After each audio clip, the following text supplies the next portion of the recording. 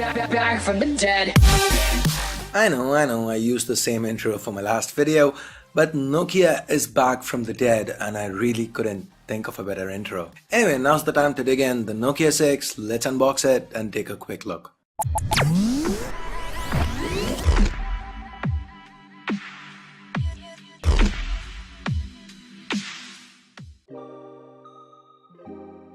Opening up the box, we've got the Nokia 6 itself. Let's take it out of the protective plastic and set it aside for the time being. We then have the SIM ejector tool, some regular leaflets, earphones, a micro USB cable, no type C here, and then there's a travel adapter. So that's it for what's in the box. Let's now quickly get back to the Nokia 6 itself. But before we do, here's a quick snippet from my first boot video. Hearing that for the first time brought back memories. By the way, the Nokia 3650 was my first phone. What was yours? Let me know in the comments below. The Nokia 6 features a unibody metal design. We've got 2.5D glass to the front and a matte finish to the back. This is Series 6000 aluminium here. With its chamfered edges, the Nokia 6 screams premium. Feels nice on hand too. Quite sleek, 8.5mm thick and weighing in at around 170 grams. Let's now take a closer look at what's where. To the front, on top, we've got the notification LEDs, sensors, a earpiece that doubles as a speaker, an 8-megapixel camera, and the Nokia branding. That's followed by a 5.5-inch Full HD IPS LCD display, meaning a pixel density of around 400 pixels per inch.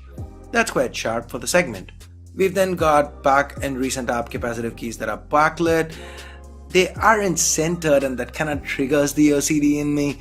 Anyway, the home key is not backlit, but this is a capacitive key that doubles as a fingerprint scanner. Initial impressions feels quite quick and responsive.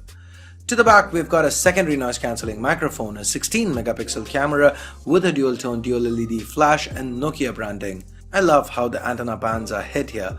Kinda iPhone-esque, but with the same color tone, so nice.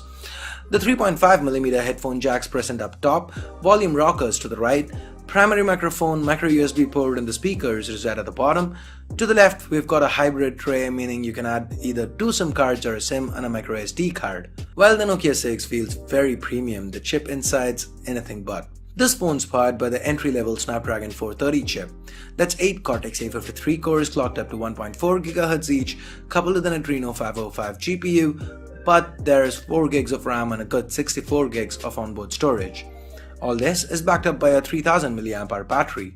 The Nokia 6 runs on Android 7 Nougat with Nokia's own custom UI, which is basically built on CyanogenMod 14. So once you look past the theme here, it's all quite close to stock. You don't get an app drawer on first boot, but you can enable it from the settings.